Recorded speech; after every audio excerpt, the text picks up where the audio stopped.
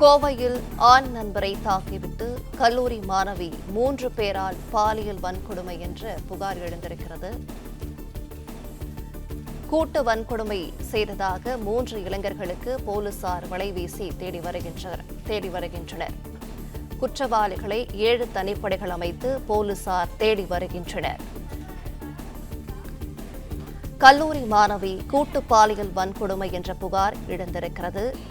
கூட்டு வன்கொடுமை செய்ததாக 3 இளைஞர்களுக்கு போலீசார் வலைவீசி தேடி வருகின்றனர். குற்றவாளிகளை 7 தனிப்படைகள் அமைத்து போலீசார் தேடி வருகின்றனர். கோவை விமான நிலையத்தின் பின்புறம் நேற்றிரவு ஆண் நண்பருடன் கல்லூரி மாணவி பேசிக் கொண்டிருந்தபோது அங்கு வந்த 3 இளைஞர்கள் ஆண் நண்பரை தாக்கிவிட்டு கல்லூரி மாணவியை பாலியல் வன்கொடுமை செய்ததாக புகார் எழுந்துள்ளது.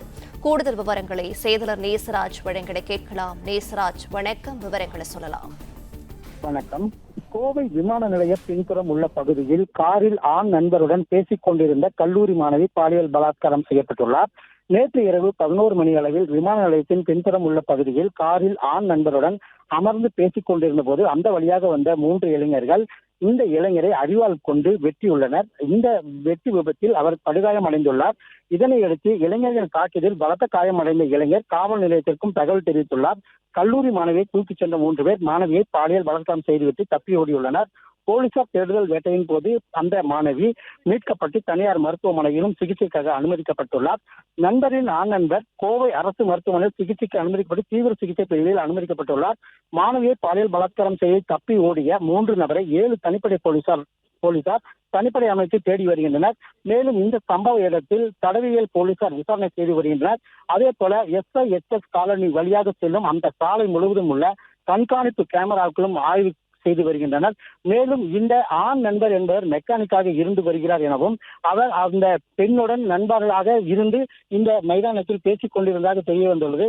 இன்று மாலைக்குள் அந்த 3 நபரையும் பிடித்து விடுவோம் என காவல்துறை சார்பில் தெரிவிக்கப்பட்டுள்ளது குறிப்பிடத்தக்கது.